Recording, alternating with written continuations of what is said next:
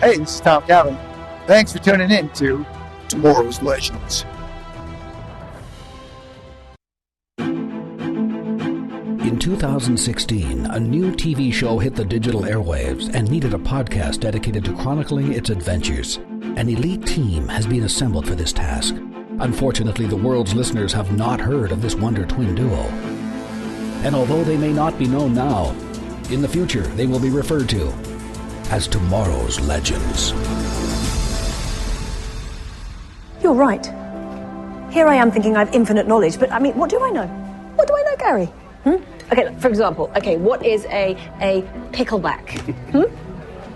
Oh, does that come in large? And now, here are your hosts, the Scarlet Speedster himself, the Flash, the Maid of Mischief Harley Quinn, and the Blue Beacon of Hope, X-Force 11. Yes, welcome to Tomorrow's Legends. We are still in 1914 as we have been here for all of Season 7 so far, and it is Episode 10, The Fixed Point, which was directed by Vixen Charlie herself, Macy Richardson Sellers. I am feeling the very Groundhog Day Flash. I'm the excited Harley Quinn. And I'm X-Force 11. Hello, Legends. And you heard from Gideon already. Ooh, this seems like exciting news. Jeff, I'm excited to hear about it. Let's get to it. We interrupt this podcast for a special report.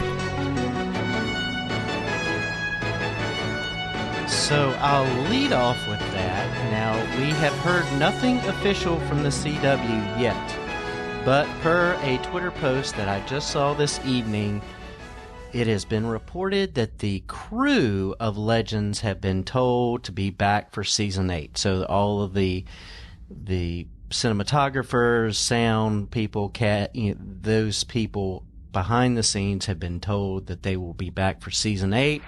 So that looks promising.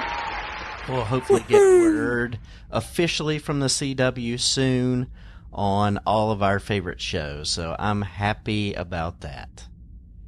We're renewed. Yeah, I mean, it kind of makes sense that the crew would find out first because they got a lot of prep to do.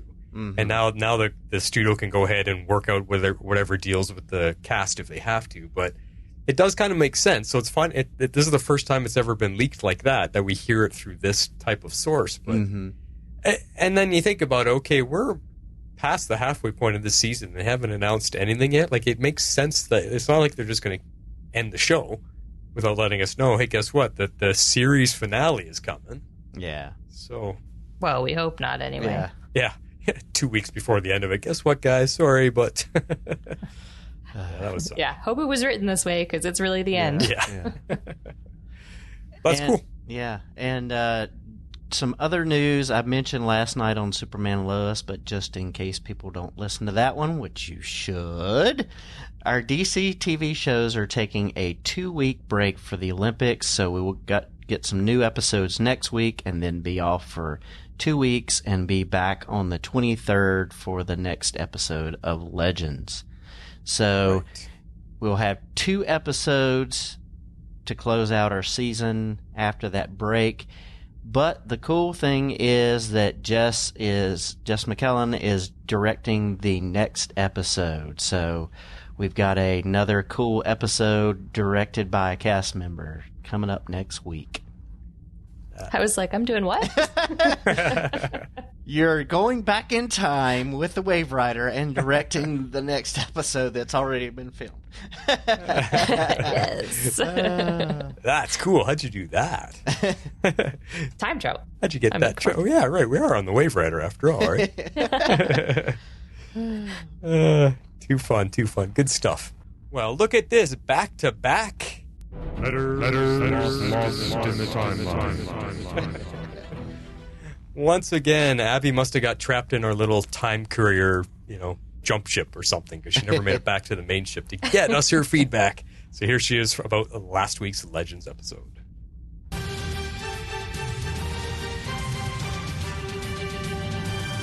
Hey Legendaires, Dreamweaver here with my feedback for Legends of Tomorrow, Season 7, Episode 9, Lowest Common Denominator. Cut. Hold on, Abby. Can you do that with a bit more feeling? What? Yeah, the audience won't like normal. You gotta give it a bit more oomph.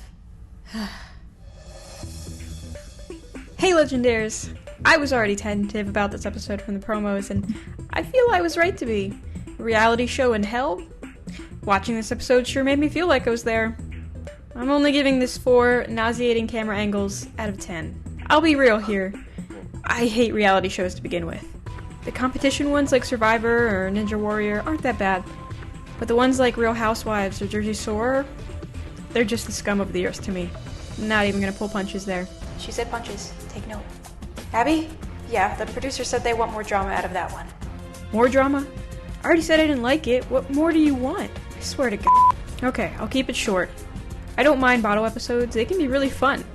But this one was just a pain to watch. Having everyone walk in on Gary and Gideon? Please, my eyes. Seeing Sarah completely out of character like that? Not cool. Seeing everyone out of character like that didn't really work for me. Were the reality show tropes funny at points? Sure. But man, between the way they shot this and the completely over-the-top and exaggerated performances, it was painful. Would you say that you wanted to punch any of them in the face? Hey, I know you're baiting me, but yes, I did. Having the angle of wanting to try to get the crew out of their contract by showing something real was a cool little idea, but it didn't really get any focus until the end. The confessionals were good, and the censoring made me really chuckle, and seeing Zari 1.0 is always good. But really, everything else was just kind of a mess. They did something similar to this last season in the Western episode, having everyone trapped in a building until they couldn't help but get all their held feelings and emotions out, and that one didn't go so well either. Trying to introduce a Nate Zari triangle, I hope that was just exaggerated for this episode for reality show drama. Definitely don't need that. Don't really need Astra Bayrod either, but looks like they are going there. Who would have known last year that by this point in the show, one of the people I'm looking forward to most is Astra. The only one that got anything worthwhile and level-headed in this episode. And then there was Bayrod. Where are these sound effects coming from? Okay. Who, it looks like we are finally ditching and leaving behind Stoner Bayrod after 2.5 full seasons. He finally got a good scene and a moment to shine. And actually saved everyone. Even after the writers straight up trolled themselves and called him empty and boring earlier in the episode. But at the same time, they definitely reverse-engineered a backstory for him. One, he had a whole episode last season about how a sitcom shaped his life, and his weed use was him going against the grain and finding himself. And now, out of left field, they introduced that the Tarazis had a reality show throughout their whole childhood, and Bayrod turned to weed to mellow out and deal with anxiety and trauma from the show. And now they're portraying his weed usage as a bad thing. Those are two polar opposites. They obviously never planned to give this guy a backstory or depth. Harsh. Calm down. You like harsh. That's true. But we do get them going back to time traveling next week, and apparently actually trying to stop World War I. Which they already broke time there once. I don't know what's going to happen when they go back. That's all I really have to say about this episode. It was disappointing to say the least. Can't you say a bit more? What else happened? Honestly, I'm not sure. Come on, can't you give us something more? More? I already said what I did and didn't like. What else do you want? How about something with more emotion? Emotion? You want emotion? Oh, I can show you emotion. Oh, hey, no, hey, stop. Hey.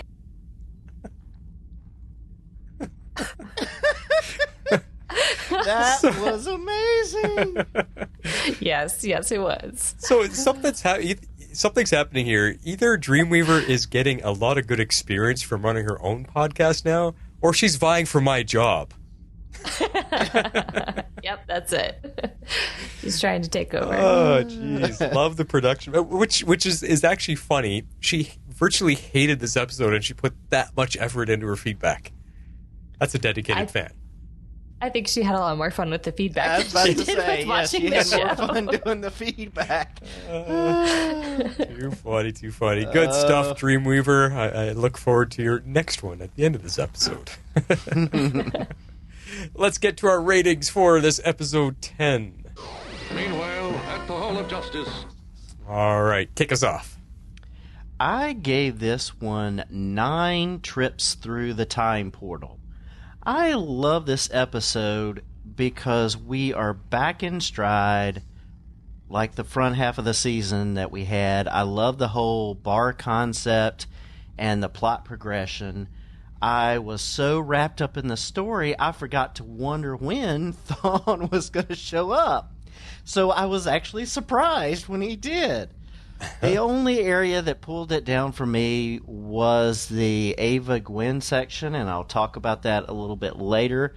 But I think it was just because of the theology there. But for the most part of the episode, I really enjoyed it, and it was just fun to see the team working together, trying to fail with purpose.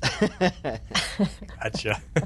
We're gonna have some odds, I think, later, Jeff. You're not gonna like my favorite scene, probably.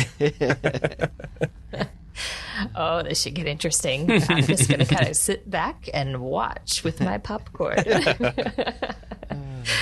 Oh, man. I also loved this episode. I gave it 9.75. What?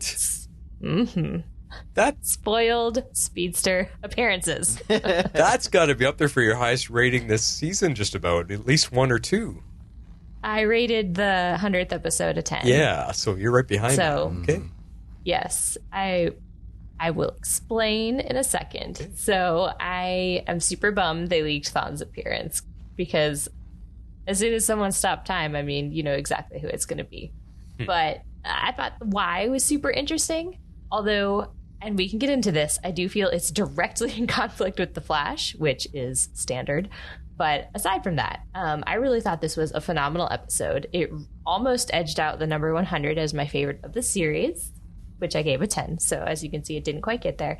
So this one definitely gets the number 2 spot in my book, which I think is officially making this season my favorite. I mean, I just loved everything from like the premise of the whole episode to the time travel debates to Katie's performance. And Maisie directed this one, and she totally nailed it.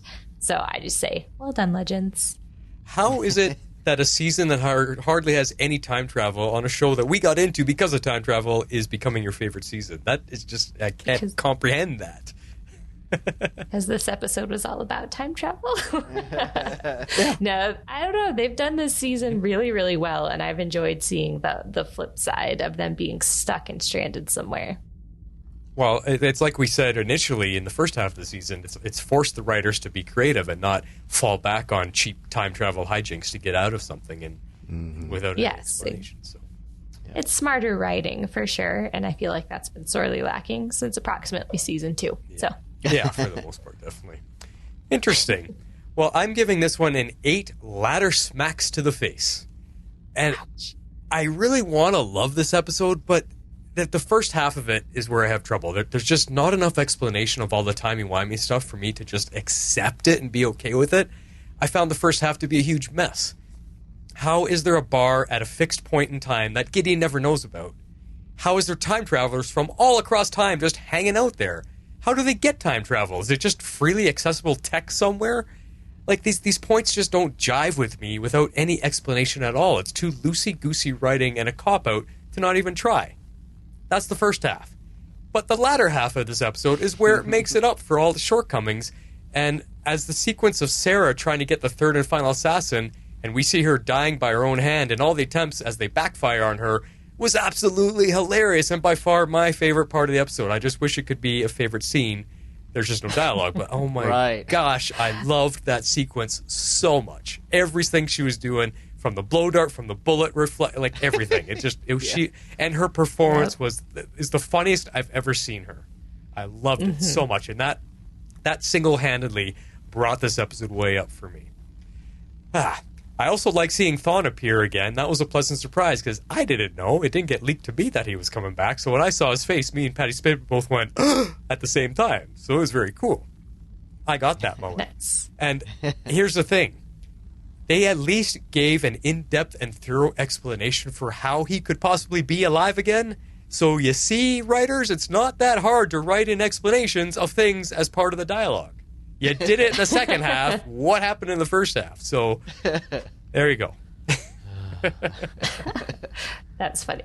Well, maybe we can, through our discussion, we can figure out your time travel quibbles.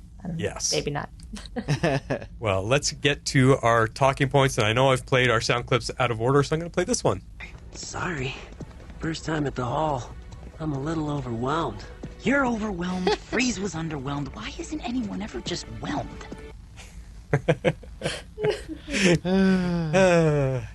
Yes, let's get to our talking points.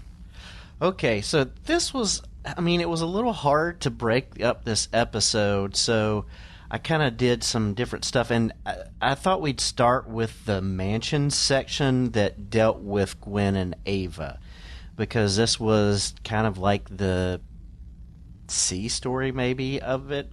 So while the rest of the legends are out doing their own thing there in 1914, Gwyn and Ava are doing planning of their own, and they're working out a way to save Alun without too many ripples. And I like their bringing out the map and bringing out the soldiers and planning everything, and just, how logistical Ava is, and getting to see her doing that, and of course Gwyn spent a lot of time thinking about it and having been there. So I liked that aspect of them working and plotting to try to come up with a plan. Yeah, it was a quiet, it was the quiet part of the episode, but still really good stuff, I think, between these two. These guys really play off each other well. Mm-hmm. With Matt Ryan playing this version or this new character. But I liked when I almost picked it as my favorite scene when she dumps the bag of toy soldiers and little model trees and stuff on the table, and he's like, "Oh, look at little soldiers." And she's like, "Yeah, Constantine has a bunch of weird stuff in his closet. I think he's a hoarder." And Gwyn's like, "Boy, he is a really odd fellow." I just thought it was fun. It was a fun little moment. Yeah, no, I think it was a super fun scene. I enjoyed all of those little moments with them. Yeah, and I gotta apologize because my feed on the TV cut out a little bit and I didn't get to rewatch, but they kind of come into conflict, and when they're talking about methods and philosophy, and they start talking about time loops, and this is where my TV kind of cut out for a quick second or two. But the question is, how do we rescue Alun and reunite him with Gwyn in a way that still has Gwyn invent time travel and not wipe out time travel that then thereby, he's not saved anymore. So yeah. I like that they kind of dealt with the bootstrap paradox of how do you do this without getting rid of the method that gets you there. It's an interesting concept that they're kind of stuck in. How do you figure that out? Because the way they're thinking is, if he gets to save Alun and they get to live happily ever after, he's got no need to design time travel anymore. Therefore, time travel will never even be invented.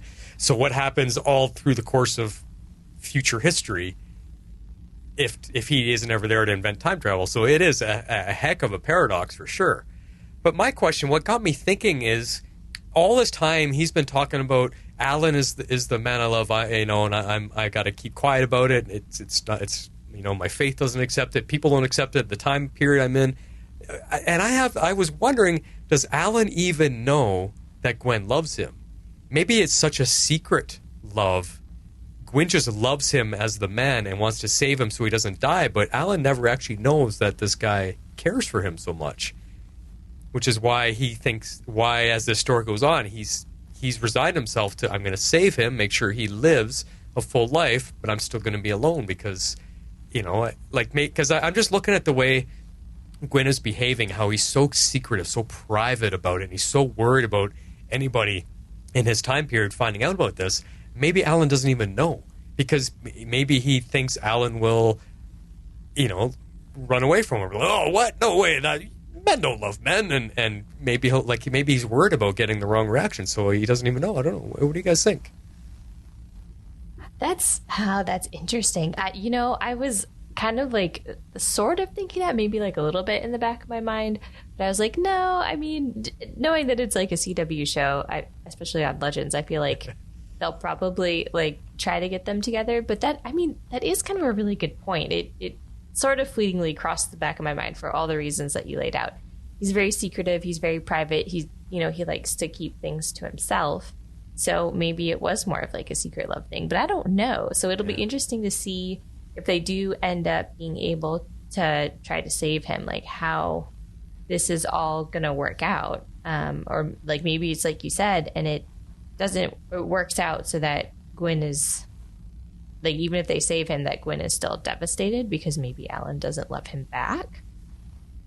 I don't know, but then I don't know how that would get him to invent time travel. So I guess that theory doesn't really work. Never mind. Yeah, I tried. I think they mentioned something earlier about Alun writing to him, and I think maybe there's some inkling there, but whether it's Alun is just seeing it as a very close friendship, we just don't know. I don't think they've given us enough insight on his half to really know how he feels about it. So I don't know. Yeah. That's a good point, too. So let me ask you guys this. Do you think we're ever going to meet Alun? Are we going to get to the point in Gwyn's storyline where he either can save him or fails at saving him, and we'll see who Alun is? I think so. Yeah, I kind of think so.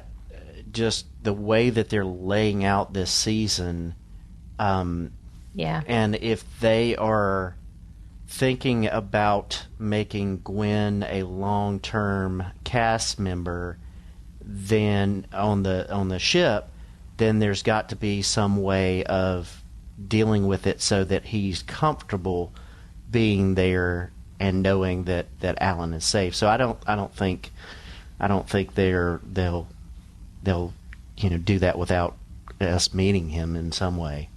Yeah. Okay. Cool. Yeah, that's true. They have to keep him out of the timeline because he was supposed to die. Mm.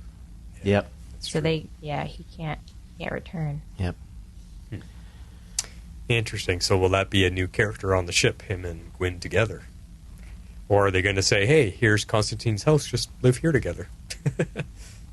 Yeah, or maybe if Alun is inconsequential enough to the timeline, maybe he can live even if Gwyn is removed. Yeah. And I don't know. And that's kind of, I think, the argument that Sara last episode, even though it was Real Housewives, Sara was thinking that he is inconsequential enough that he can. But, yeah, true. So the issue is Gwyn sees rescuing Alun as his divine mission, but it's never his intent to let his younger self know that Alun lived, thereby causing time travel. But he sees that as his divine punishment for loving another man. And this is where he and Ava kind of come into conflict, because Ava looks at it from her perspective and from where she's coming from, and she's thinking, before she finds out that he's doing it because of the time period or because of fear of other people, but Gwyn really lays it out that it's not because of any of that, but it's really because of his faith background. Yeah, he's really, really uncomfortable with it. Like, imagine the inner turmoil that he's going through, because he is such a devoted, faithful person to his beliefs, but he also can't deny his love for another man, and he knows that it's not accepted by his beliefs back in this time. Like, that's got to be such inner strife that he's dealing with. Yeah. I give Matt Ryan props for how he played this. Getting a little bit into my soapbox is, we have seen with the Tarazi siblings how people of a Muslim background, they talk about some of their beliefs, they talk about some of their society and their norms and things like that, and they've done a really good job at giving us insight, and it's because of the actors coming from that faith background that we can lean into it. The issue is, I don't quite think in the thinking that they did the same thing here. I don't know if they had a consultant who was a Catholic or a Christian from that point of view coming in to right about that, because my take on it is not that the Bible that Gwyn believes in doesn't say that it says it's wrong, but there's a way about going about it and not thinking that he's got to do he's damned because he's got to rescue and not be with the person. And so I just don't know if the take is fully there. And Ava's take on the theology I have no issue with, because we know who she is and her beliefs. And while her belief comes into conflict with Gwyn's, I just think his could have been written in a little bit better way, even though he is coming from, a era in the past. There is ways to look at things and say, I know that the Lord says this is wrong, and I can save him and just not walk out being in a relationship with him, rather than looking at it as a curse. So I think they could have done that, written that in a little bit better way if maybe they had some insight. So it's not Matt Ryan's acting, it's not Jess's acting, it's not necessarily Ava's point of view. It's just I don't think they did as good a job looking at Christian theology as they have with some of the aspects of Islam that they've addressed. And that's really my issue. The scene was powerful, and I'm glad you picked it, Martin, because it is just a standout performance from Matt. It's interesting that the point you're making, because I wonder if with the state of the world today and all our social whatever, everything that's going on, people fighting for equal rights and equal representation, I wonder if that's what it has to do with, is that they, I'd put money on that. Yeah, like they're like, okay, we got to represent Islam a little bit better. We got to explain, because right now the world hates the Middle East for so many different reasons. Let's show them in a good light, and let's really dig into the story. Whereas everybody knows Christian faith a lot more over here in North America. We know that one a lot more in depth. So maybe they're just they feel like they have to balance that out somehow. I don't know, but maybe more will come. I mean, this is a storyline that's continuing on for Gwyn, so maybe when he does come face to face with Alun, we're going to see a lot of that come to play more. Yeah. We'll see. I totally get your point, and his take feels more sinners in the hands of an angry God than modern Christianity. I mean, granted, he is from the 1920s, but modern Catholicism is quite rusty. So let alone remembering or thinking about what they would have thought in the 1920s. So I don't feel comfortable speaking to that at all, for sure. Yeah. But you had some really interesting points. Good stuff. Well, that will circle back around, because I saved a few of my personal feelings with regards to their performances. Cool. We'll come back to them. We'll talk about the performances at the end. Yeah. And this next section I really enjoyed, and I didn't think I was. I called it Bar Buddies, because we had got Zari 2.0 and Spooner, because all of the legends are pairing up to plan and work there at the fixed point, and the two of them are the odd people out. And I like their kind of awkward attempts at small talk before they found some common ground with each other. I thought that was hilarious. I actually don't think I ever realized that the two of them had never partnered up before. Right. I do remember thinking, oh, she's always partnered up with Astra, and now because Astra and Behrad are a thing, now Zari and Spooner have to, I guess, figure out how to be friends, because they're going to be spending a lot more time together unless they just want to spend time by themselves. Yeah, I guess I didn't realize that either. This scene I didn't like so much.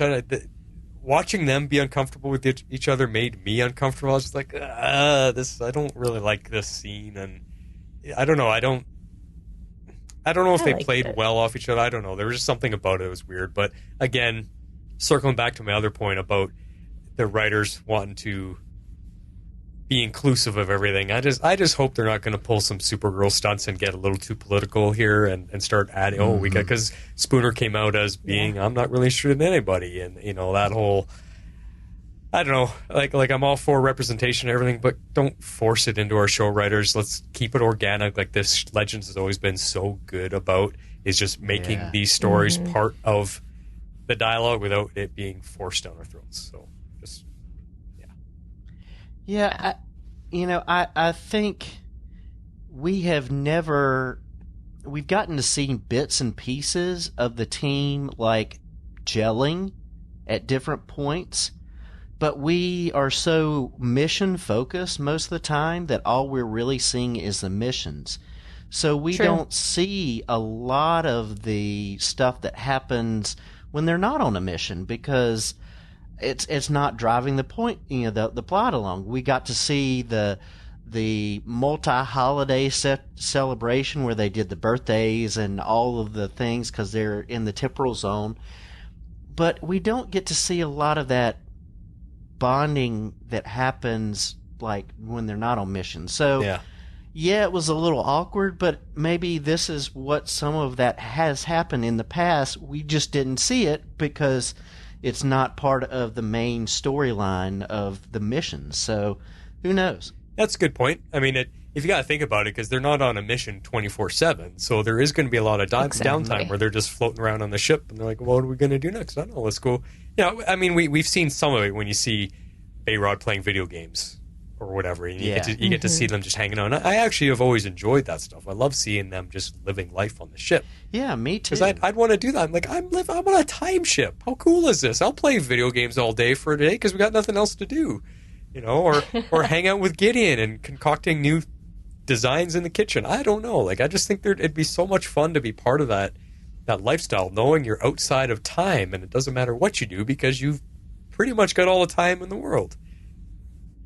Yeah, that's one of my biggest complaints of Doctor Who is in the classic Who era. We got to see more of the inside of the TARDIS and the things that you could do there. And while they were in the midst of missions, and so you're not seeing that in modern day. So yeah, it'd be kind of cool to work that out here, but we'll see. Yeah. No, I agree with you guys. I like those incidents. Yeah.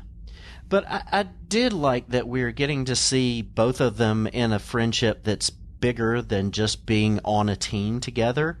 Because you're obviously going to have people that work well together and hang out well together, but you've got to be seeing some of that building outside of that. And while it's okay to see romantic pairs on our team, as long as they don't get too overboard with it, I love the friendships. And so getting to see Spooner be friends with people that's other than Astra and Gideon is great. So I like it. When you mention friendships, it really makes me miss Ray, because right now Nate doesn't got anybody to bro out with. Him and Bayrod aren't really working as the same type of friendship.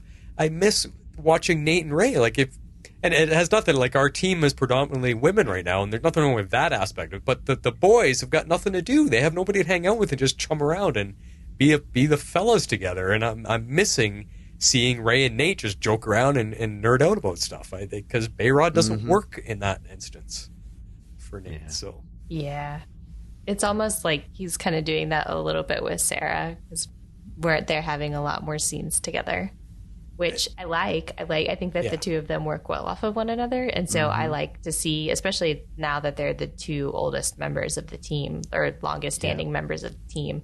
So I love, especially since we got so much of them this episode, and I really loved it.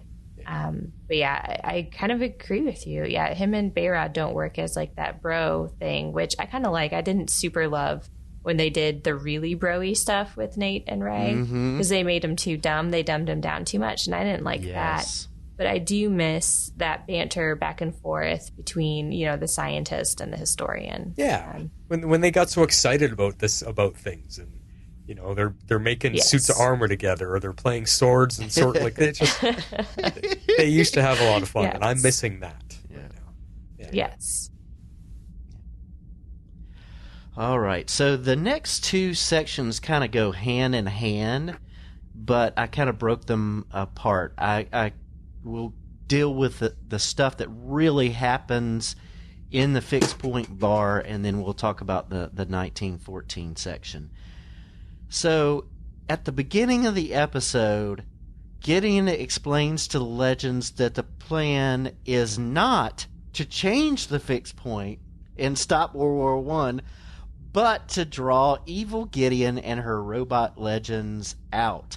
And let me say, I love this because I was really scratching my head at the end of last week and going, what's going on with Gideon? But this is perfect for her because she's thinking outside the box in a way to, draw evil Gideon in and do it in a way that is going to maybe give them an advantage. And I just loved it. I loved it. I did too, actually. And I think we even speculated last week this was going to be the reason for them going to the fixed point, was just to lure evil Gideon. Because they're like, what other point could they possibly have to doing this? Like, we're surely not actually going to break time again, although I guess we still could, so we'll see what happens. But the other thing I really appreciated about these scenes is it was, I thought, a pretty nice recap of like our time travel logic that they've attempted to establish relatively inconsistently throughout this show.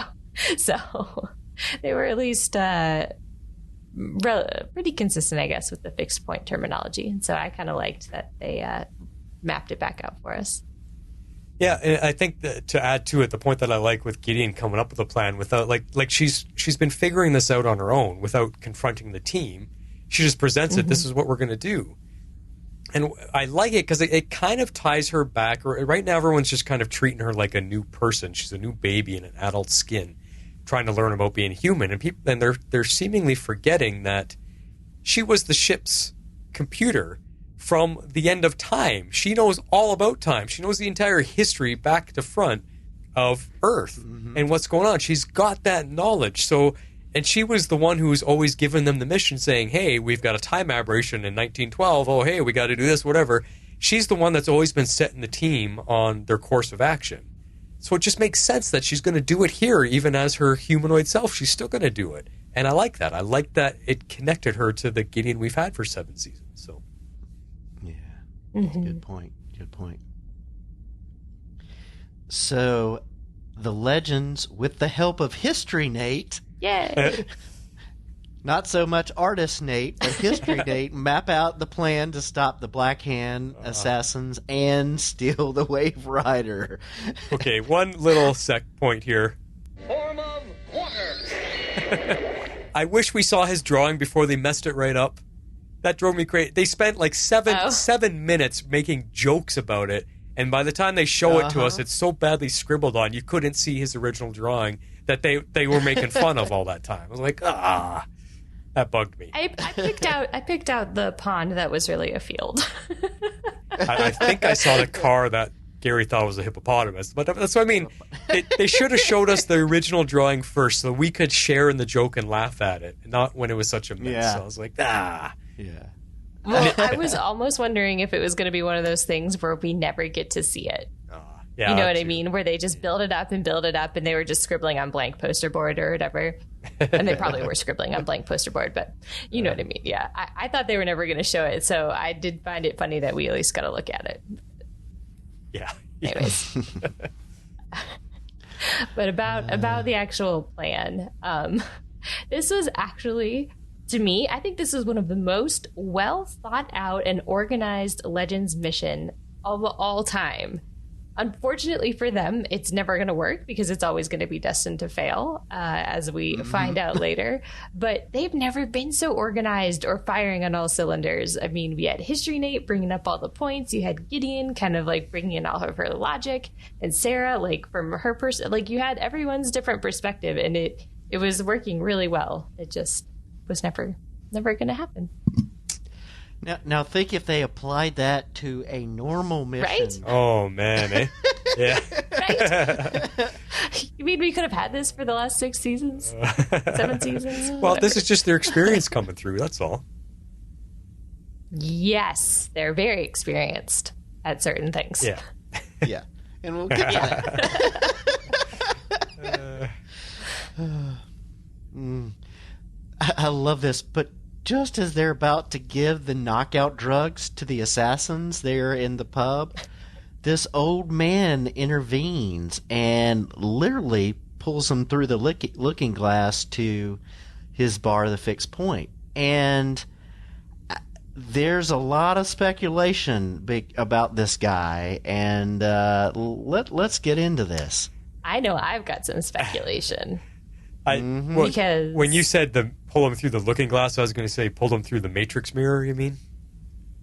Look, I mean, hey, it's all applicable. Looking glass, matrix. Yeah. It all had that feel. All right, let's hear your literally theory. through the looking glass. Okay, my theory is, I think this actor looks exactly like you would expect Matt Ryan to look as an old man. And I thought they were going to reveal, and they may still, that this is an older version of Gwyn. Especially after the scene with Gideon, where she's like, oh, you really are the authority on time travel. And he's like, I am. And I'm like, it has to be him, right? And it kind of makes sense that he's destined to be alone, and this is what he's decided to do with himself, right? Yeah. He has to stay out of time. I can see that. And he's got... I don't know. Alone. So interesting. That's my theory at the moment. Huh. It's too bad they didn't make it Matt Ryan actually play the part in old man makeup, because then that would have told the story for sure. Well, that's only if my theory is correct. Yeah. And some people were in the Facebook group were speculating that it might be Alun too. Oh, that's true. Okay. So that it could be that's some of the speculation that was happening as well. But this actor is Timothy Weber, and according to IMDb, his title is the proprietor. So love it. They're not going to explain anything. But he gives us insight because he explains that time travelers come and they each take a turn at trying to stop the assassination of the Duke. And we get this cool way to see what's happening, not through any type of video or technology, but they're watching a film of the events happening. And each time a time person goes in there and tries to change things, the film changes. And we see that no one is succeeding and most die in the process. Yes. Okay. So to the first part of this, I'm going to break my points up, and Martin, I'll let you interject. I won't say all of mine at once. So I'm just going to start with the first concept that there's a bar and a gathering point for time travelers. I just thought this was super cool that you could come to a fixed point and like turn it into a business. I don't know. It tickled me. I love that we have a time travelers bar that's literally hidden in 1914. I thought that was amazing. But it felt very speakeasy as well, because it's not common knowledge, clearly, because Gideon didn't even know about it. So I just took that to mean like that it was kind of like an exclusive thing. Like it felt like a speakeasy, even though this was a little bit before like speakeasy times, probably because we've been trapped in the 1920s. So I've got speakeasies on the brain. And then also, if Gideon didn't know about it, it has to be kind of like one of those like tucked away things that only a handful of people know. And I think this is where your issues start to come in. So, well, yeah, like I'm torn here because the concept is cool. Like just the idea, it makes me think back to when you were on Cybercast talking about time travel. Just that whole idea of time travel being so common that everybody, or not everybody, but at least a lot of people have access to it, and they can all come to the same point in time at any given time and just be there and be like, oh, hey, where are you from? I'm from 2512. I'm only from 1800. What? Yeah, and just like I think the idea is really, really cool, but where this show fails me is that they didn't explain it. There should have been a bit of dialogue from this old guy at the bar that explained why time travel is so easy accessible to all these people, because everybody's dressed in the 1914 time period, so we couldn't tell where everybody's from and how far out. Like, are all these time travels from really far in the future? Because essentially it seems like our legends are kind of like the first time travelers.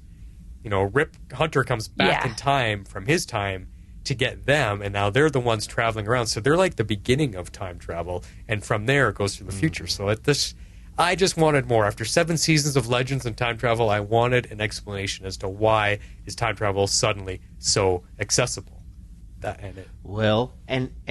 we've got another episode next week that's it has to be connected, yeah. At least starting off in the same time period. So it could be that they didn't reveal any of that because it's a plot point. Like, we're wondering if this is, an older version of Gwyn or, whatever's going on. And so it's one of those things where revealing that and revealing how this thing got built would give away the events next. I don't know, but we'll see. If it doesn't happen, then you've got a legitimate, gripe there, and of how did this happen? So and to throw in too, like if there's a point in time where time travelers are traveling to all at once to try to break time, how does evil Gideon and her robots not know about it as well? Like that, it seems like this would be the first place they'd want to go to shut down. Well, to me, this seems like a pocket, like temporal zone, because almost, yeah. Because time is not really passing there because they're watching the same events over and over. And so it seems like some type of pocket temporal zone. So, it's a place that's outside of time. So how that happened, I don't know. But, it could be being that close to a fixed point. I don't know. Well, the proprietor obviously set something up with that fancy mirror and everything. He obviously created. I mean, it's got to have to do with some type of time travel technology that he is part of having, ownership of or creating, and that's why he's here. Yeah. And for all we know, like, this isn't the only point in time that's like this. There's probably thousands of them all through the course of history. So there's probably maybe there's little bars or setups like this at every single one. Could be. I think it could be, which I think is funny. I don't know. I was just very tickled by that whole concept. I like it is. It's cool. It's a cool concept. Yeah. All right. So the second half of this, and this is where Gideon kind of like starts freaking out a little bit, but it really is fascinating to think about time killing people in an attempt to maintain itself on its like true course, if you will, like the true timeline. And I've mentioned this before, but I mean, that's the same concept of 11/22/63. Whether you've read it or watched it, I mean, it's the same concept. Like, time doesn't want to be changed, and it goes out of its way to prevent you from changing it. I would highly recommend both the book and the series. I would recommend either listening to the book or reading the book first, but the series is excellent as well. There's a TV series on that? Yes. It was on Hulu. It was one season. And that's what it's called? 11/22/63? Yep. Okay. It's Kennedy's assassination. Yeah. So I would highly recommend it because a lot of the things that I saw in play before we found out about Thawne, I'm like, is this one of those situations where mixing up a fixed point is going to be very bad? And it would be, and that's why we've got Thawne. But anyway, exactly. That's immediately where my mind went, and I just thought that was so fascinating. I mean, we find out that that's not exactly the case. I mean, like, it sort of is, but we can dig into that when we dig into Thawne. But suffice it to say, the fixed point needs to remain fixed, and Gideon is very relieved to find out that time is actually killing people. All right. So Sara and the Legends are bullied throughout their attempts by this group of, I'm going to call them 3 punks. You've got 2 humanoids and an alien. And I'm wondering, I'm going to ask you two, have we seen that species before? I have no idea. I don't think so, but Gary seemed to understand him. Because it looks like that the prosthetics and that kind of stuff looks like something that I've seen somewhere else before, but I don't know. Maybe that's paying homage to, something else, but I don't know. But it looked very familiar. But this is my favorite point. After a pep talk from Nate, Sara goes back out there and tries to, go through each attempt, and the legends are kind of watching, and I love that they play this cover in a different language of the song Right Round. I was trying to look up to see who was covering it, but it was hilarious just to see them do everything, and just like Flash brought up, it was just like hilarious to see her get through the first two and how awesome that was, and then just to see every attempt fail afterwards. Well, everything she was doing, she was killing herself. Like I said, the bullet ricocheting, the door opening just in time so the bullet goes right back into her forehead. Or she goes to use the blow dart and she inhales instead of exhales and swallows the thing. Just that her expressions were priceless. She was so good in those sequences. Yeah. She was. That was a fantastic montage. I think that's truly all of our favorite scenes, but of course we can't really play that. Yeah. But I think what really made it for me was just seeing all the reactions of Team Legends every time she dies. They're all just like, oh. Like, we know she's going to be okay, but that's not easy to watch. Okay, now here's where I did have a question, though. We have not seen how Sara survives. Like, they've said she's indestructible. Or what? So does she actually die, or is she like Superman? She actually doesn't get hurt. They haven't really shown or explained that to us, have they? How she's able to survive all this? They did. They did when they shot her. Yeah. And when we first find out, I mean, she regenerates. Yeah. She's basically, think of her like Wolverine. I mean, I don't know if her powers are that capable where that she can like regenerate from just cells or just her head or whatever, but like she is able to heal and come back. So right, yeah, okay. Yeah, because it reminded me. They didn't show in this episode. She died a lot of times, and they never ever showed us her getting up again and being all broken and then just fixing herself or whatever. Like that's what I was trying to remember.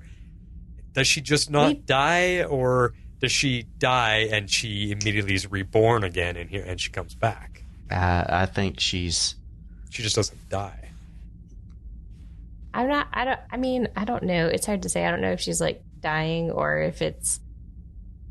I mean, like yes and no. Like she has to like go through the process of it happening before she can regenerate. Mm-hmm. So I don't know that she's like dead, but like I guess it like knocks her out. I mean, because we've seen before, like she gets shot in the head and then she gets she heals and gets like right back up right after that. Yeah. So okay, just trying to be clear. That's all I got. All right. So after that last attempt, they review the footage and they see this figure in there, and this was very interesting because we get this scene earlier in the bar where Spooner and Zari see this guy. Well, actually, Spooner sees him for like less than a second, and he disappears, and Bayrod has seen him on the route too, and they kind of bring this back and they kind of review the footage and see him there for like less than a frame, or basically a frame or a second, and then he's gone.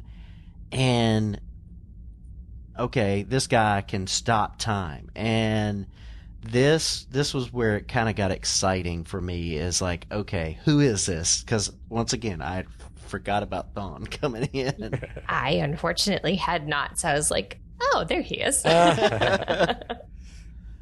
Not me. It took him taking off his hat and turning around. And then, oh, there he is. Cool. But, I mean, I was actually frustrated with the team. I'm like, y'all, you know who this is. Who else can only show up for a split second and stop time? I was assuming he still had his powers, but I feel like they should have caught on quicker than they did.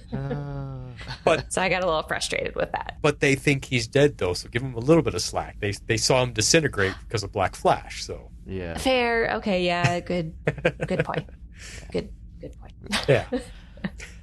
But, I mean, even Sarah was surprised when Thawne was trying to punch her. But it's Thawne, like... She's like, what? He always comes back. That's true.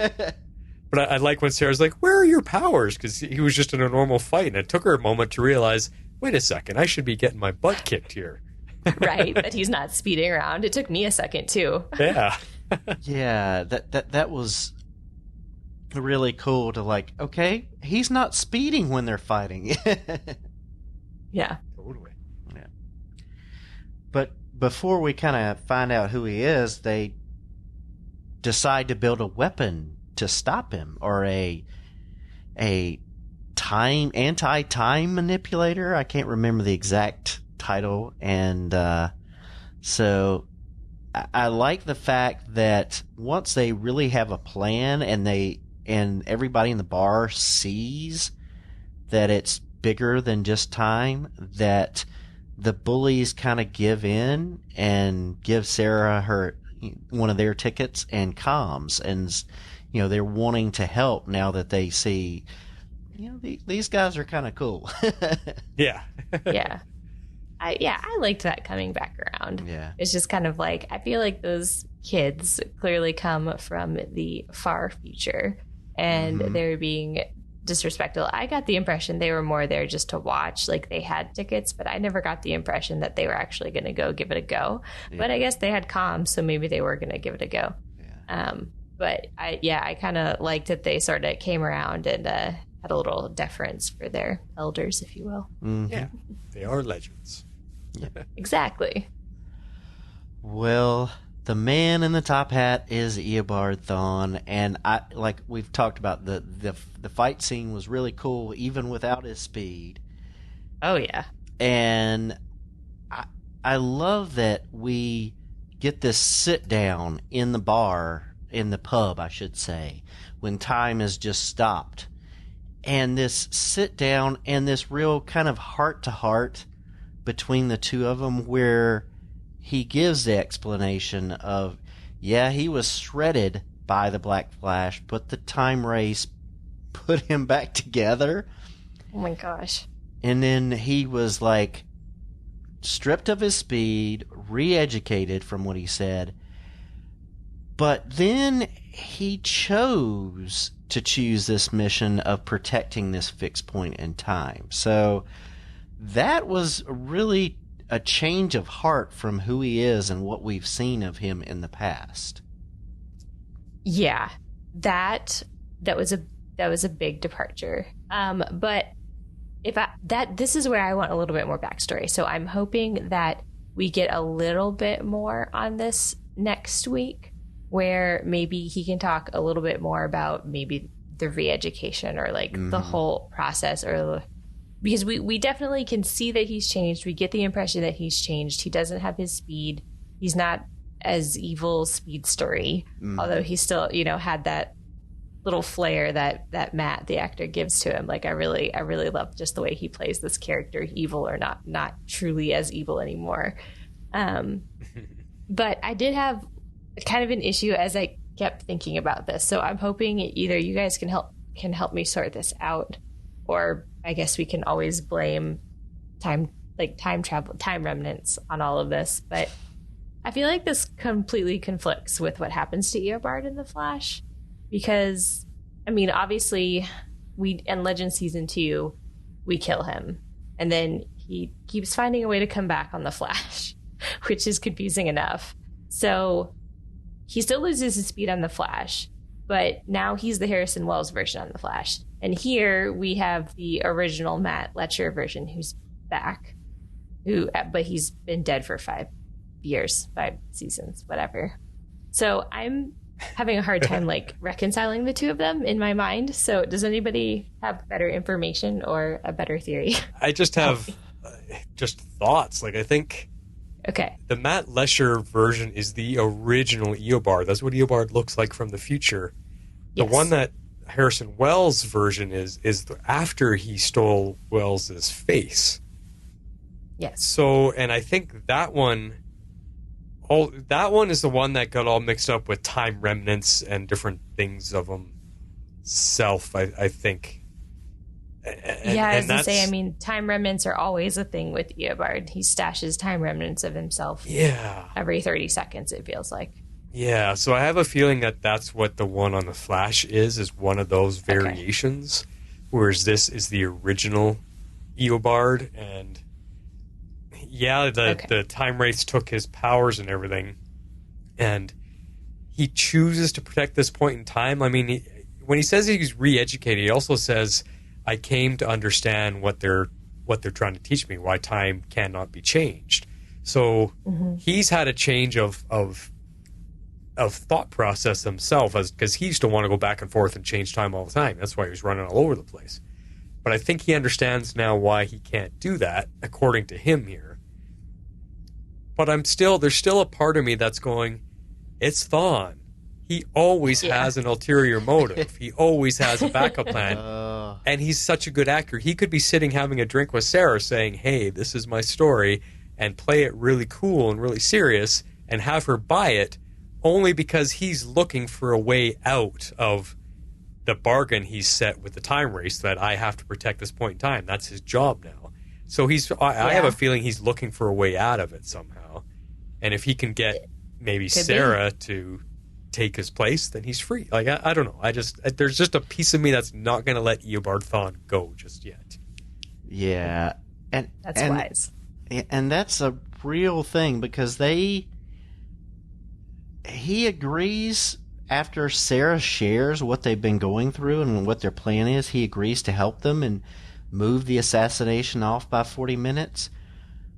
But he says if they go 1 minute over, he's going to fight her, and if she kills him, she's got to protect the fixed point. And I'm like, they made very specific mention of her having to take his place twice. Yep. Once during the fight scene and once here. And I'm like, this is going to come back. And I'm like, I'm not sure what's going to happen. I really don't want her to be the guardian of the fixed point. Right. Yeah. But, that's why I'm like, I'm kind of maybe seeing what you're saying, Flash, about him having an alternative, a motive that's less than on the up and up. So we'll see. We'll see. Chekhov's fixed point. Yes. Yeah. But where I'm concerned, though, is that this episode ends with them going to meet the evil Gideon Wave Rider. Yep. So that's where next episode's going to start, is them either taking off in the Wave Rider, having a fight with robot cells. I don't know what's going to happen, so I'm not sure how much enough next episode Eobard's going to be part of, because of where this one ended. So I don't know. I hope we get answers. I hope we get solutions to all of the stuff we're talking about, and not just him saying, well, good luck, see ya, and off they go. I feel like I'm kind of with you. I feel like there's got to be more to this. Now, I'm not going to lie. I ended up watching your copy, so I've not seen the trailer. But, yeah. Yeah. Yeah, I don't know if they... I watched, like I said, I only watched the trailer once, but like I know they focused on them realizing that they're fighting, robo versions of themselves, because they didn't really realize that before, because they were all in the SWAT team gear with the face mask down, so they didn't realize that they were fighting versions of themselves. They thought they were just robots. So they kind of brought that up in the trailer, but I don't know that they necessarily brought up a whole lot about Thawne. So we'll see. Well, good. Maybe they left something secret. Yes. Yeah. Well, I can't wait to see it. I loved how they ended it, because I was like legitimately shocked when it went black, and I was like, me too. What happened? Wait, no, keep going. Did the episode cut out? What? Yeah, I wasn't expecting the ending either. Yeah. Yeah, because you're like right in it, and it's just going and going, and you're like really invested, and you're like, yes, we're gonna see what's gonna happen, and then it ends. It's a good ending. Which is good. I mean, I like a good cliffhanger that keeps you on the edge of your seat, and you're anticipating next week's episode. We haven't had that in a while either, so it's a good feeling. Yes, totally agree. Cool, guys. Well, that's all of our thoughts for tonight. Let's move into our favorite scenes. Shape out an eagle. All right. I think you probably come first, Harley. Your timey-wimey clip's pretty early on. It is pretty early on. I there were several scenes I wanted to pick, but I saw Japs, which was a really, really good one that I was thinking about picking. So I was like, you know what? We're going to go with some fun Gideon. So here it is. Time is killing people. I don't even understand how time can have this power. But I suppose I've never questioned what made a fixed point fixed. Who knew time travel could be this complicated? Don't know how you've wrapped your human brains around it all these years. Wait. Yes, I do. I need a drink. She was so funny in this episode. There were so many those little short pieces of her in the bar. It was just hilarious. Her kissing Gideon, or Gary. And that was hilarious. She just had those little quips throughout the episode. Which they've missed. She had a drink at every turn, and it just made me laugh so that hard. part too. Like she's just enjoying everything. Everything about being human. She's just enjoying. She's soaking it up. But I was wondering. I was like, how are you still standing up? Like you have drank like way more than your body weight can clearly handle. Like, how are you still standing? Maybe because her brain is still a computer. So maybe it doesn't even. I guess she gets a special metabolism. I don't know. Yeah, that's fascinating. Anyways, I just loved it. Her scenes tickled me. They were so funny. But it's good because we haven't had this. Like, this is what she was for most of the first half, and we haven't had this fun Gideon over the last couple episodes. So it's good they brought it back again. So I think mine comes before yours, X-Force. I think this next scene. I think so. Cool. I'm gonna play. This is one of the clips with Gwyn and Ava when he's expressing why it's so hard for him to, to save Alun when he feels like he needs to be alone.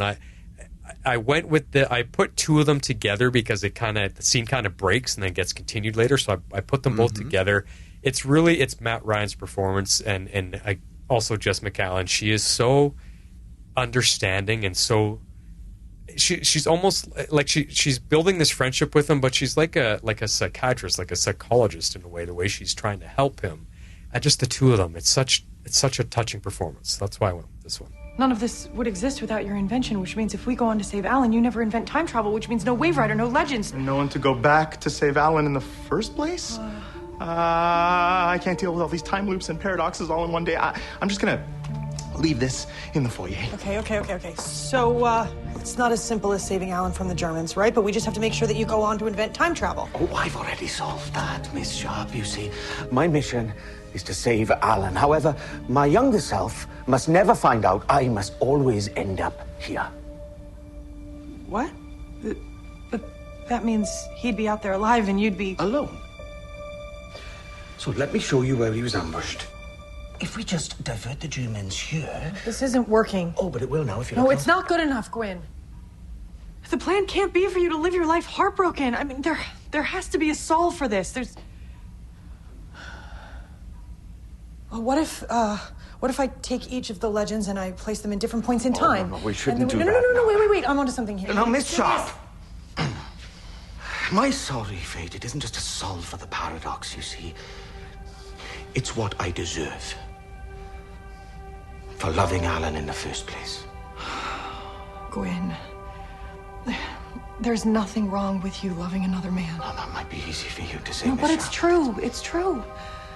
Listen, I'm so sorry that you have had to live your life hiding who you really are. But I promise you that there are places where you can feel safe to be yourself, where people will accept you. It's not about the people. It doesn't matter if I'm accepted by others, you see. I will never be accepted by God. You see, my love for Alun, Nectar, goes against who God wants me to be. It may be my divine mission to save Alun, but it must also be my divine punishment to live without him. That's the plan, okay? No.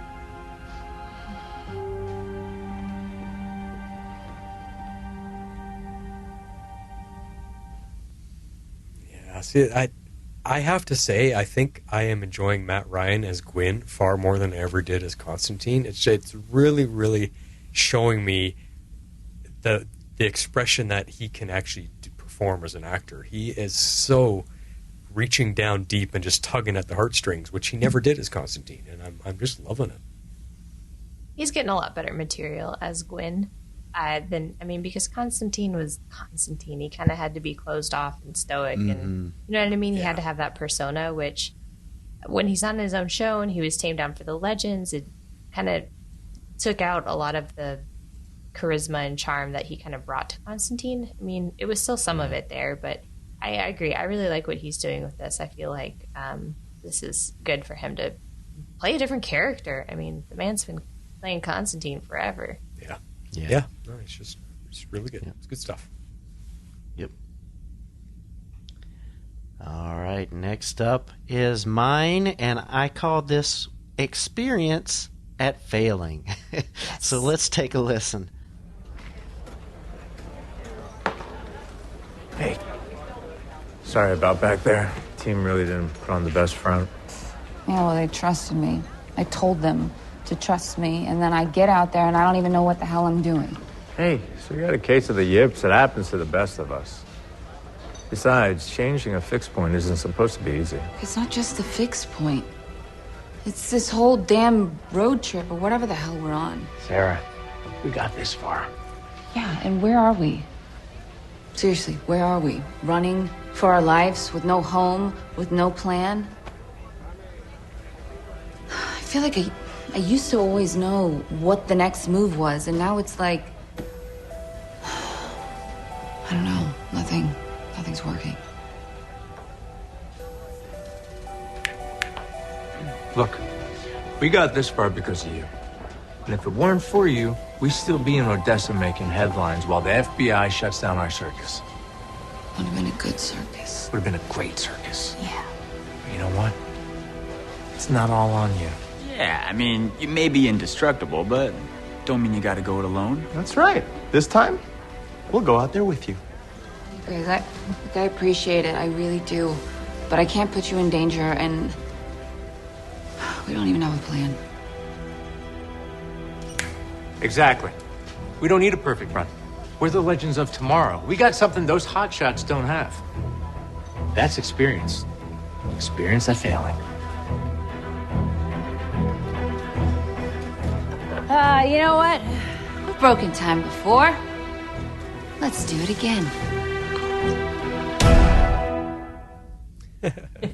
You know, I forgot all about the circus. That whole season that ended in the circus. I was like, oh yeah, wow. Oh, you're muted. I had to include the whole thing in there because was just so good. Because the pep talk and then just Sarah's pluckiness at the end, I just loved it. I loved, History Nate stepping up and really helping lead here and encourage her. I loved it. I loved it. Yeah, it's good stuff. I just love the two of them together. I feel like they play well off of each other. Both as actors and, the characters supporting one another. So that I love that scene too for that reason. Yeah, it's good stuff. It's good to see our two last standing old OG members just kind of just always having each other's back. So it's cool. It is cool. All right. Well, before we get to our feedback, we're going to remind you about our Patreon support. If you'd like to support our podcast, you can do so at our Patreon page at www.patreon.com/tomorrowslegends.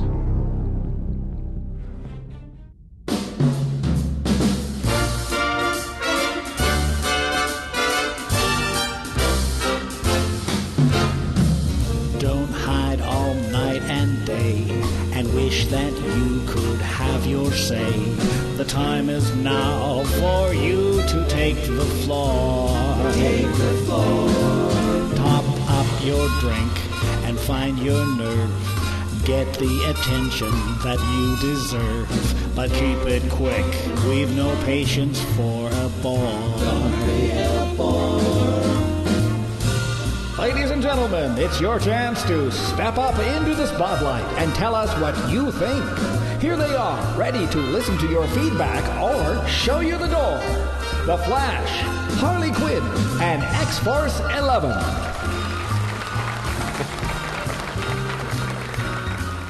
Yay, we got to play that one more time. That's great. Love it. I know. You thought we'd never be able to use that one again. Oh, so it's good. It's close enough. Close to the 20, so good. Yeah. Oh, yeah. All right, let's kick it off with an email from The Watcher. Hello, legends. This is The Watcher, and I wanted to write in about 710 to say that I love this episode so much, like basically every episode this season. It not only moved the season's story along, it also celebrated different types of love and reaffirmed who the legends are. It also reaffirmed the power Sara Lance has, and I'm so happy this episode centered on her struggles with the uncertainty of everything that has gone on this season. It also provided a powerful storyline for Gwyn with Ava's much-needed talk about love that brought me to tears. And about the Spooner of it all, I love this new development for Legends as it continues to excel in telling stories with different forms of sexualities and celebrating all of them. It was also refreshing to finally see Matt back as Thawne. I much prefer his Thawne than Tom's, but both portray them very well. I am curious if the Legends writers are referring to him losing his powers from Armageddon, which I hope they are. I had that question too. His talk to Sara about taking his spot in Fixed Point also made me worried that one of our legends will stay there in the end. And if so, I think maybe Gwyn with a rescued Alun. Oh, that's good. Anyways, this season continues to amaze me, and at this rate, I have no doubt that the season will end amazingly as well.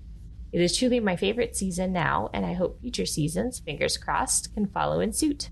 Those are all my thoughts in this amazing episode and this spectacular season. I hope you legends enjoyed this episode too, and see you next week for another Thawne episode. This has been The Watcher, signing off. Cool. He's up there with you guys. I'm loving this one. Yeah, it's great. Good stuff. Next up is an email from Tails. Another fantastic episode. Nate was right, they were being jerks. The picture was quite legible, except for the field that did look like a lake. Gideon's existential crisis was hilarious. She's definitely the best comic relief this show has had so far. Agreed. I liked the different approach they took to Spooner and Zari teaming up. It was a bit cringy at the start, but it led to some great character development, and yay for ace representation. There's so little of it in media. It is nice to now have a canonically ace character on the show. Sarah's attempts montage was great. I love the way it was shot with Legends' reactions to each time she died. Macy did a fantastic job at directing this episode. And the Ava and Gwyn storyline was very touching. I cannot wait to see how they save Alun. Overall, I give this episode 9 ladders to the face out of 10. I'm looking forward to the next episode. Hey, you stole mine. Awesome stuff. Tails. After that, we've got Daryl Washington. Good episode, but if they are sacrificing the Spooner and Astra scenes to push their Bayrod and Astra narrative, I have a very big problem with that. I like that the writers are exploring a new dynamic with Zari 2.0 and Spooner, and I'm glad it got us the coming out scene, but the cynical side of me has to think that they had Spooner come out as Ace so they didn't have to figure out a way to pair her with someone like they did everyone else. If I'm being entirely honest, I never knew a CW show knew how to write an asexual coming out story, and with so few episodes left, I am not sure if they'll show Spooner coming out to the rest of the team or if everyone will learn between episodes. Seeing Bayrod and Astra make eyes at each other was a drag every single time. I love the line about Ava being a hugger because it's another way of telling us how much she's grown as a character. Yeah, I really like that, her doing, saying I'm a hugger. and just seeing how much she has changed. Yeah, that's a good point. And Gwyn's reaction to that too, because he's obviously also not very used to physical affection from other people. So when she hugged him, he was just like, "Oh," and he enjoyed it. He says, "I guess I'm a hugger now too." Like they really had good chemistry, these two, in this episode. Mm-hmm. Good stuff. Next up is Perry White. Hey, fellow legendaires. Perry White here with feedback on The Fixed Point. Wow, man. Just freaking wow. I'm giving this episode a 10. It had everything. It had a cool fight scene with Sara and Thawne. Had some really awesome use of stop-motion camera work. Had an incredibly emotional bonding scene with Ava and Gwyn, and a wholly powerful discussion about sexual orientation and religion. I just loved seeing those two characters on screen, and kudos to the two actors, man. They just knocked that scene out of the park. I mean, the episode also had really awesome Nate and Sara OG moments with them hanging out at the bar trying to figure out their plan. It had Gary and Gideon being so damn cute together, while Gideon also had a near existential crisis that, of course, she had to solve by drinking copious amounts of alcohol. I mean, who hasn't? It had a really adorable moment between Spooner and Zari getting to know each other. I mean, these are two characters who have not spent much, if any, time together alone. It was nice to see that. And while that scene was incredibly, really cool and cute to see them getting to know each other, I really appreciated the fact that it led to the discussion that they had about Spooner. Obviously, they were playing, Smash, Marry, Kill, and it could have been played for laughs. At least that's where I thought they were going to go initially. And then to have this revelation that Spooner is asexual, man, that's just incredibly good writing. And I really appreciated and respected the writers and the actors for having that moment. Beyond that, the episode also had just enough flirtation between Astra and Bayrod for us to see that they can be really good together without going to the point of having their romance or getting to know each other sort of drag the episode down. I thought that was really well done. The episode, it also introduced a whole new mythology and lore into the show by introducing these other time travelers and this fixed point saloon. And on top of that, we had Thawne doing his best impression of Red Skull on Vormir. His deal with Sara opens up so many possibilities. Will the team succeed in their 40-minute mission? We know that they probably won't, but we're going to see. And the fact that they made it just sort of this 40-minute mission, which is about the actual runtime for an episode, I hope they pull a 24 and sort of have this mission sort of play out in real time during the course of the episode. I think that would be a really cool, technical, and fun way to sort of portray their mission and show their mission on screen. I hope they do that. And finally, as a bonus, Maisie directed her arse off in this episode. It flowed so incredibly well.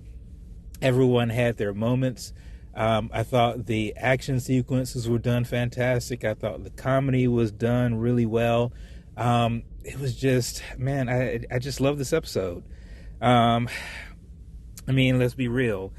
It had all the thrills and action you would expect from a movie like Edge of Tomorrow, aka Live, Die, Repeat. It had all the slapstick humor of a Benny Hill episode. It had the kind of romance you'd see in the movie Crazy Stupid Love. It had the apparent conflict of sexuality and religion, the kind of thing that they explored in the movie Saved. And it had the warm feel of hanging out with your best buds that we got to see them do on an episode of Cheers each week. Man, I'm just so in love with this episode. Anyway, I look forward to hearing what everyone else has to say about it. This is Perry White, hanging out at the Fixed Point Pub, where I'll never miss another deadline again. I'm out.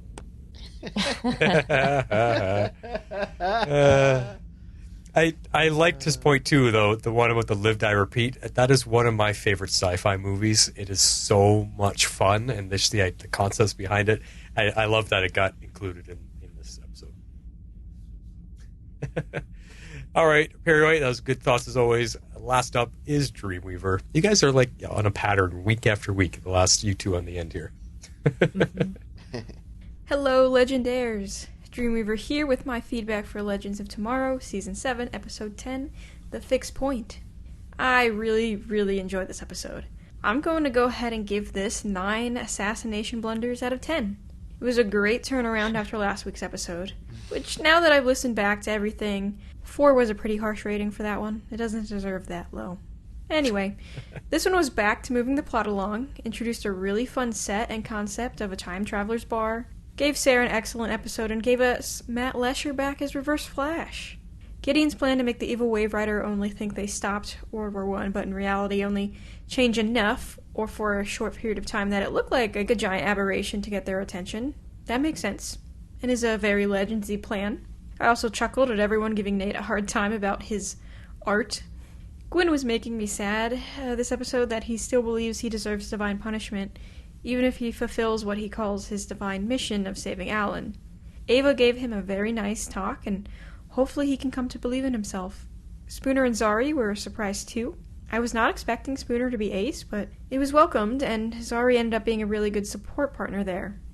And the meat of the episode at the bar was fantastic. The concept is pretty cool. A hidden, out-of-time bar where time travelers can take their turn at trying to break a fixed point. That's pretty interesting. Why are there so many people trying to stop World War I, though? You know, all atrocities aside, it's too important to history. Also, where are all these time travelers from? This confirms that there are other time travelers out there, and have been. I mean, I know that there are others out there in continuity with the Arrowverse, like the Legion and Speedsters, but as far as Legends is concerned, they tend to approach their show as though they're the only ones with a time machine, or capable in the moment, since the Time Masters were destroyed. But having other time travelers introduced, if there is a Season 8, I would love to see the Legends run into other time travelers again, have that sci-fi element explored and back at us. Waiting to take a turn to get your shot at stopping the assassinations, and having everyone at the bar watch through updated archival footage is a fun concept, though it's 1917 and cameras are far and few between, especially from all those angles, but regardless of that slight continuity blip, fun concept. Gideon almost having an existential crisis because she didn't know that the bar existed was neat, and her dipping Gary into that kiss was funny. I like them sometimes. Though it does beg the question, the existential crisis, not the kissing, why doesn't Gideon know about this? Is it something as innocuous as it being hidden and Gideon simply just not having it in her database? Or something more, as though it was created because of the Legends' actions that haven't come to pass yet? Is that barkeep just a barkeep? Or could it possibly be a future Gwyn, deciding that this is what he would do to be alone in time and not break the paradox? Because of what the Legends do with almost or actually breaking World War I later in the season? That would be something if it was, and he knew that one day the Legends would walk into his bar and cause that whole circle. All the timey-wimey goodness in this episode made my head hurt, but my heart happy. It was so good to hear all kinds of time jargon and paradox theories again. And usually, I don't like the fact that they've made a joke out of Sarah dying all the time. And I've mentioned my disdain at her becoming essentially indestructible many times over already. But in this episode, if you've made the decision to have a character with regeneration powers like that, this is the way to do it. That sequence of Sarah's attempts to defeat the assassins was excellent. I loved it. The mix of badass and hysterical with everyone watching and placing bets. I love how no one in the bar questioned how she kept coming back to life. And then her and Nate getting all their friendship moments this episode, and Nate giving her a pep talk was so nice. Hearing the whole bar chant, "Take a chance on Sarah Lance," was so great to hear. And while they did give it away in promotional material, which I kind of wish they hadn't, it was good to see Matt Lesher and his version of Thawne back. It didn't particularly make sense that time was essentially stopping everyone from preventing Franz Ferdinand's assassination, even if we know that time wants to happen. And I was scratching my head as much as Gideon, but having Thawne be a timekeeper, essentially, tasked with reliving the same day over and over to stop time travelers from breaking that moment, that was cool. We also got more Flash mythology in Thawne's 5 minutes of screen time than all of the last 3 seasons of The Flash combined. What he said at the end, though, that if the Legends can't take back their ship in the time he allotted Sara, that someone has to take his place. That felt like foreshadowing to me. And hopefully not for Sara. There is a second possibility for Gwyn if he can't be talked out of finding a divine punishment for himself. He takes Thawne's place to stop time travelers, which would be wholly trippy for his storyline. The inventor of time travel, who invented time travel solely to go back to save people in World War I, now becoming the force that prevents said time travelers from preventing World War I? Now that's a paradox if I ever heard one. But, in spite of all of that, a person stuck in time, to relive time, to prevent a fixed point from being broken, that's a pretty cool concept. I may have to tuck that one away. All in all, I thought this episode was great. I really enjoyed watching it.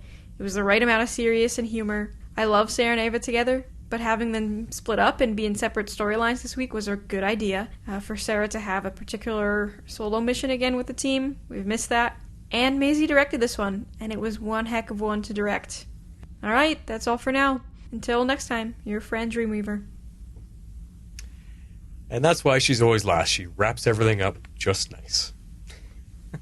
In a neat little bow. Exactly. Indeed. She's our fourth host, I guess you could say, in spiritual form. She's our closer. She's our closer. That's the term. That's what I'm thinking of.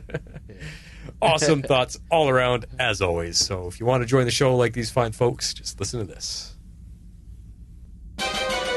If you would like to be a part of the show, you can send in your feedback to tomorrowslegendspodcast@gmail.com. You can also reach us on Twitter @tomorrowslegends. We'd love you to join our Facebook page at facebook.com/groups/tomorrowslegends and become part of the community.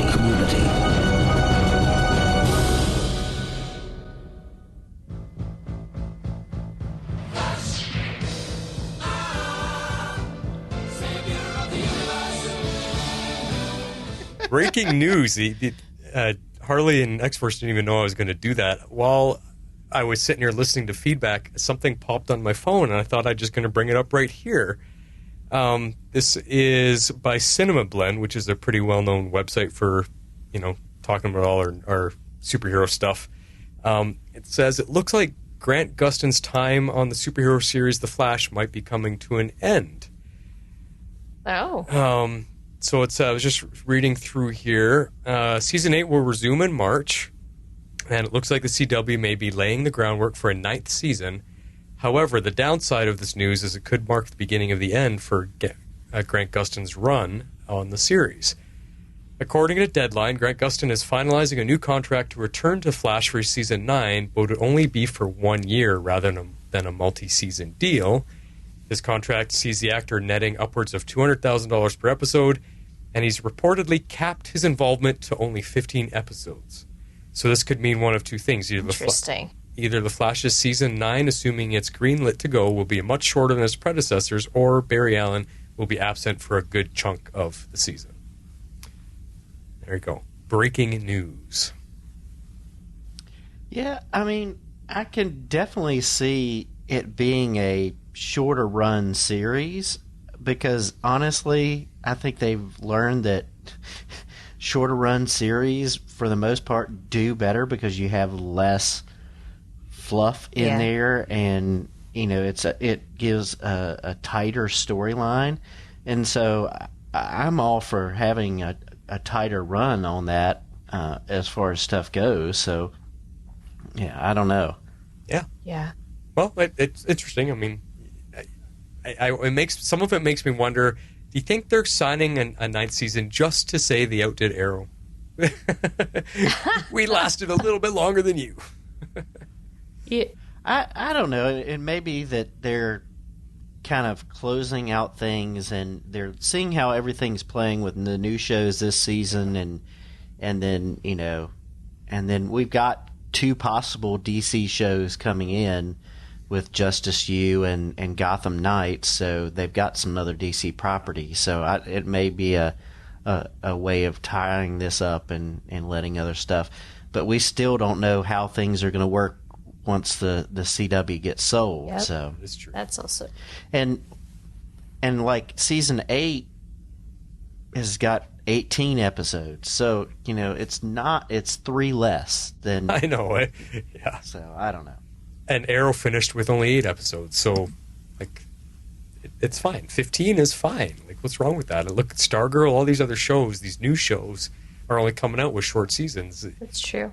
And the thing is it really that short? I think we just got too used to Arrow running for 22 episodes, and Flash kind of matching that. And not many shows run that long. The only other one I know of is Hawaii Five-0, which quite often went 25 episodes a season. So, Yeah, no, especially a lot of the superhero stuff has migrated down to shorter seasons because they can keep it tighter. They can keep it more condensed. You can pull off a longer arc that's season long if it's, only, 13, 14 episodes as opposed to 20, 22. Like, you have to break stuff up when you have that many episodes. Yeah, and it's got good budget because you're doing the CGI and that kind of stuff over a shorter number of episodes as opposed to a full season run. Yeah. And so, it's people can actually use their powers more. That's true. Well, there you go. You heard it here first. We'll see what comes of it. And on that note, that brings us to the end of the show. So, one more to go. Right, X-Force, 1 week for each Legends and Superman, and then we're off. Yep. Yeah. All right. 2 episodes next week, and then of our shows, and then we've got a 2-week break.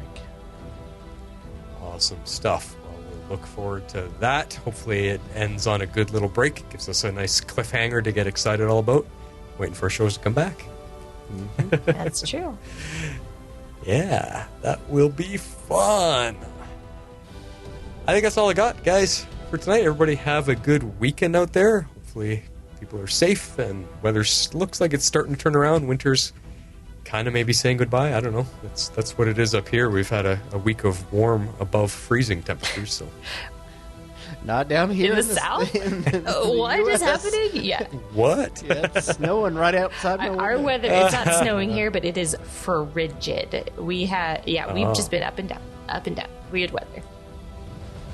It's very cold right now. Maybe it's just a reprieve. I'll probably get another hit of cold weather. Yeah, we'll send it back your way, and you can send us our warm temperatures back. That'd be great. Thanks. Yeah. Our warm temperatures are probably not what you consider warm. You probably, if you were up here right now, you'd probably still be wearing snowshoes. It's going, dang, it's cold. And meanwhile, we're running around in t-shirts going, this is nice. It's 7 degrees Celsius. Woo! Does that translate to whatever that is, Fahrenheit? I have no idea.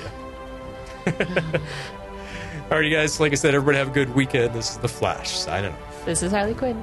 I'm out. This is X-Force 11. So say we all.